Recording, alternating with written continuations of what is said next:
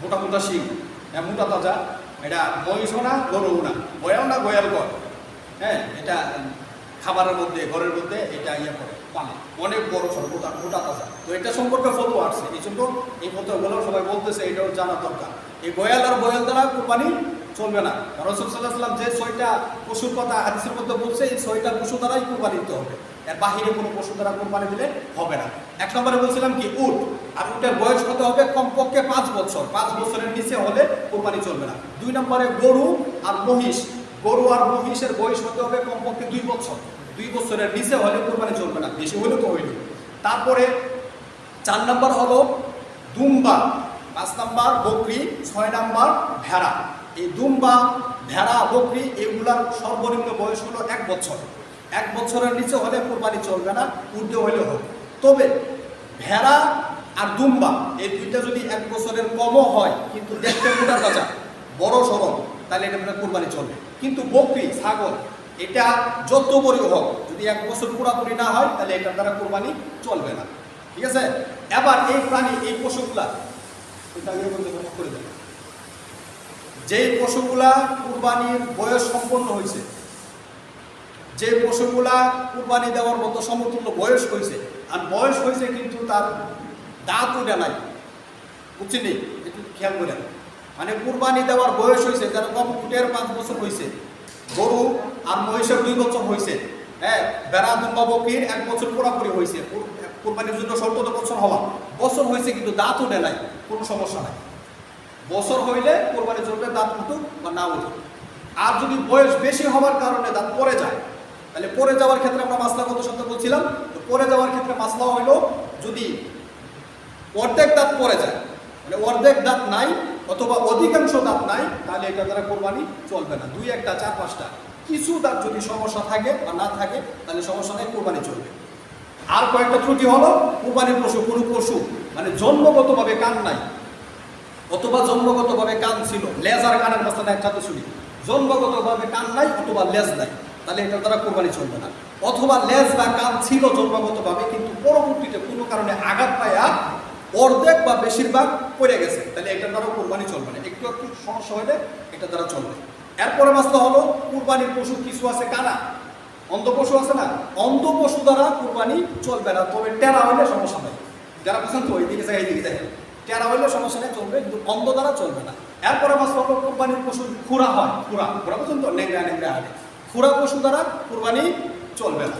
হ্যাঁ, এরপরে মাসলা হলো যে এরকম মহিলাদের মতো বন্ধা মহিলা আছে না, বাচ্চা হয় না, সন্তান হয় না, এরকম কোনো গাভী, কোনো পশু যদি মাদি পশু, তার বাচ্চা হয় না, তাহলে এটা দ্বারা কোনো সমস্যা নেই, কুরবানি চলবে। বাচ্চা যদি না হয়, তাহলে কোনো সমস্যা নেই, কুরবানি চলবে। আচ্ছা, এরপর আমরা শুনছিলাম যে কুরবানির পশু, দেখেন এখানে কত আমাদের একটা অ্যাকশন করছে, আমরা না বুঝলে কঠিন মনে করি, বুঝলেই কিন্তু সহজ। আমরা গত সপ্তাহ শুনছিলাম যে পশু 2 প্রকার, মদ্দা আর কি মাদি, মানে মদ্দা আর মাদি, মানে পুরুষ আর মহিলা, এটা কিন্তু সিস্টেম পৃথিবীর সমস্ত সৃষ্টি, পশুর মধ্যে এরকম বেড়া বেড়ি আছে। তো দেখেন রাসূল সাল্লাল্লাহু আলাইহি ওয়াসাল্লাম বলছে যে পুরুষ পশুর চাইতে মহিলা পশু কুরবানি দেওয়া বেশি উত্তম, বুঝতেছেন তো, মদ্দা পশুর চাইতে মাদি পশু কুরবানি দেওয়া বেশি উত্তম। এটার দ্বারা আমাদের উপর ইহসান হয়েছে, বুঝি না কেমনে ইহসান হয়েছে। সারের দাম বেশি না গায়ের দাম বেশি? সারের দাম বেশি না গো, খাসির দাম বেশি না ছাগির দাম বেশি? খাসি, মানে মদ্দা পশুর দাম বেশি।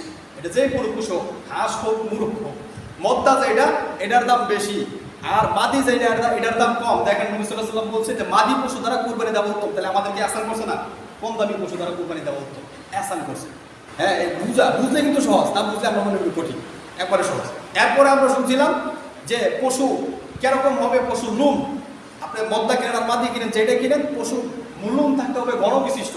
ঘন থাকলে কি হয়, আল্লাহ নবী সাল্লাল্লাহু আলাইহি ওয়াসাল্লাম বলছে যে প্রতিটা লুমের বিনিময়ে আল্লাহ তাআলা একটা করে নেকি দেন, তাহলে আপনার পশুর লুম যত বেশি আপনি নেকি তত বেশি পাইবেন, এজন্য বেশি লোম বিশিষ্ট পশু ক্রয় করা। তারপরে মাসলা শুনছিলাম শিংয়ের মাসলা। কোনো পশুর জন্মগতভাবে শিং নাই, তাইলে সমস্যা নাই, কুরবানি চলবে। জন্মগতভাবে শিং আছে, কিন্তু উপরের যে খুসা আছে না, ওটা খুসাটা এটা কোনো কারণে পড়ে গেছে, ভিতরেরটা ঠিকঠাক আছে, খুসাটা পড়ে গেছে, তাও সমস্যা নাই, কুরবানি চলবে। কিন্তু ভিতরেরটা বাইরে গেছে অর্ধেক, অর্ধেক বা পুরাই ভাঙুন, ভিতরেরটা ভেঙে গেছে, তাহলে কুরবানি চলবে না, বুঝছেন তো? হ্যাঁ, এরপরে হলো গিয়ে দুধের কথা বলছিলাম গত সপ্তাহে, যে আমরা গাভী পশু, হ্যাঁ গাভী পশু ক্রয় করছি, কিন্তু এটা কেনার সময় ঠিকঠাক কিনছি, কিনা পরে বাড়িতে এনে দেখি দুধ হয়। তো দুধ তো দোহাইতে হবে, আমি দুধ দোহাইলাম, পরে দুধের মাসলা কি? দুধের মাসলা আমরা গত সপ্তাহে শুনছিলাম যে দুধের মাসলা হলো এটা যার পশু যে কুরবানি দিবে সে এটা থেকে কোনো উপকার নিতে পারবে না, সে দুধ খাইতে পারবে না, কিছু করতে পারবে না, এই দুধটা সদকা করে দিতে হবে। দান, দান হাদিয়া না, কিন্তু এটা কুরবানির পশু, এটা তো একটা ভালো জিনিস। দুধ যদি দোহাইছি মসজিদের ইমাম সাহেব দেলাই, হ্যাঁ বুঝলে হাদিয়া দেলাই, সাথে আরো চিনি কলা লাগাই দেয়, লামাতলা যত চিনি কলা লাগাই দেন, এটা হাদিয়া চলতো না, এটা দান করতে হবে, সদকা। কুরবানির পশুর দুধ এটা আমরা দোহাইলে সদকা করে দিতে হবে। যদি কেউ না নিতে চায়, তার কাছে যদি একটা অনীহা লাগে যে একটা কুরবানির পশু হলে তারা খাইতে পারে না, দুধ হয়েছে ওরা আমার এনে, যদি না নিতে চায় আপনারা বিক্রি করে টাকাটা তারে, মূল্যটা তারে সদকা করে দিবেন, তাহলে তো সে জানতেছে না। আর জানলেও টাকা নিব, দুধ না খেলে টাকা নেয়, টাকাটা তারে সদকা করে দিবেন, এটা দুধের মাসলা।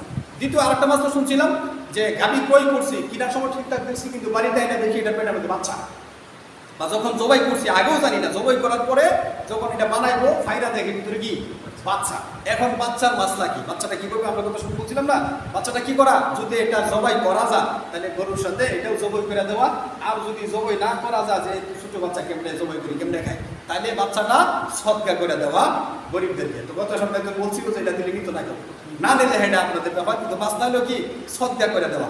এখন এখানে একটা কথা হইলো, যেহেতু মাসলা রাসূল বলছে যে এটা গরিবদেরকে সদকা করে দেওয়া, এখন গরিব যদি না নেয়, হ্যাঁ আমি এটা নিতাম, গরুর ভেবে দিতে পারিছে, এটা আমি নিতাম না, তাহলে তার সাথে কি করবেন জানেন? তারে কুরবানের কোনো বস্তু কিছু দিয়েন না, তোর সাথে আমাদের সমাজের সব কিছু বন্ধ।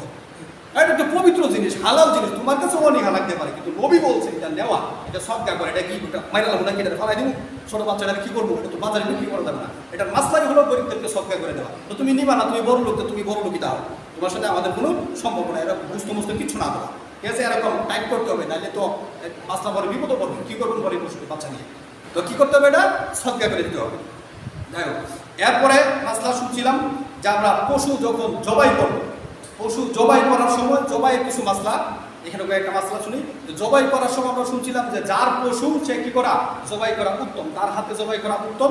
যদি সে কোনো কারণে জবাই করতে না পারে, তাহলে অন্য কাউরে দিয়ে জবাই করাবে, কিন্তু সে পাশে থাকা অথবা সাথে থেকে সহযোগিতা করে আমার দেখা, পাশে থাকা, এটা হলো নিয়ম থাকা, ঠিক আছে বুঝতাম। এরপরে পশু জবাই করার সময়, পশু মানে যে শুধু কুরবানির পশু না, যে কোনো পশু জবাই করার সময়, আমি গতকালকে ইউটিউবে অল্প ছোট্ট একটা ভিডিও দেখলাম, যে একজনে দেখাইতেছে যে বাড়িতে যদি মানুষ না থাকে, একা একজন মানুষ, তাহলে আপনি হাঁস, মুরগি, কবুতর, ছোট প্রাণী যেগুলা, এগুলো আপনি একা একা কেমনে জবাই করবেন?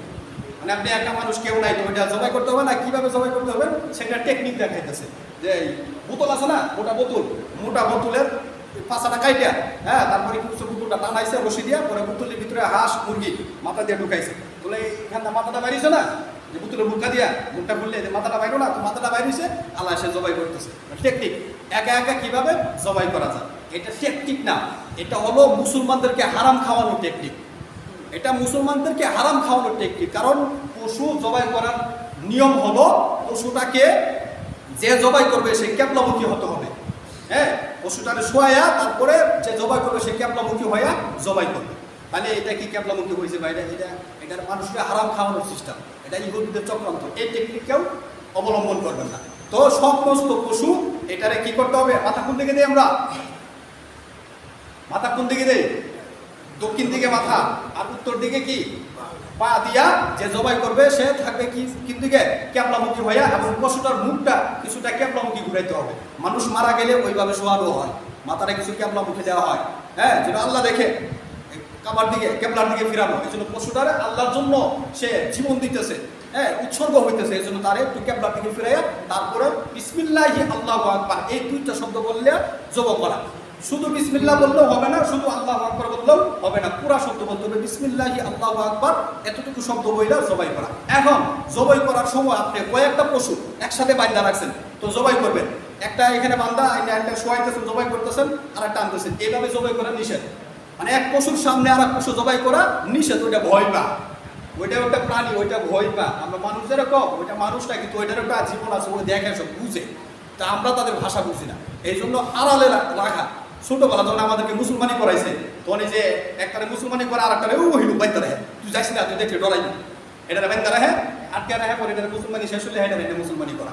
হ্যাঁ, এরকম পশু তার সামনে তার জাতি ভাইয়েরা জবাই করা হইতেছে, সে দেখতেছে, তার কষ্ট লাগে, এই জন্য এই পশুটারে আড়ালে রাখা, ওইটারে জবাই শেষ করে তারপরে ওইটারে আইনা জবাই করা, এক মাসলা। দ্বিতীয় মাসলা হলো যে পশুর সামনে ছুরি না ধারানো, ছুরি আগে থাকতে ধারায় আনবেন, বা যদি দেখেন যে একটু ধারানোর প্রয়োজন আড়ালে নিয়ে ধারায় আনবেন, পশুর সামনে ধারায় না, তখন হ্যাঁ দেখে এই যে কষা আইসে রে খাইব আমার এখন ফাঁসি হয়েছে পুরা জীবন শেষ, তার সামনে না দাঁড়ানো, আগে থেকে দাঁড়ায় আনা অথবা আড়াল থেকে দাঁড়ায় আনা, বুঝছেন তো?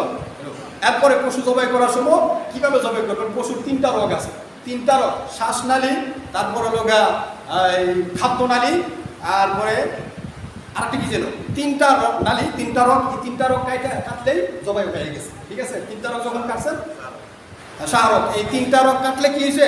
জবাই হয়ে গেছে। তারে ফার না দেওয়া, মানে পশু জবাই করার সময় কম কষ্ট দিয়ে জবাই করা, বেশি কষ্ট না দেওয়া, কম কষ্ট দিয়ে জবাই করা। এই পশুর জবাইয়ের মাসলা শুনলাম তো। এরপরে মাসলা হলো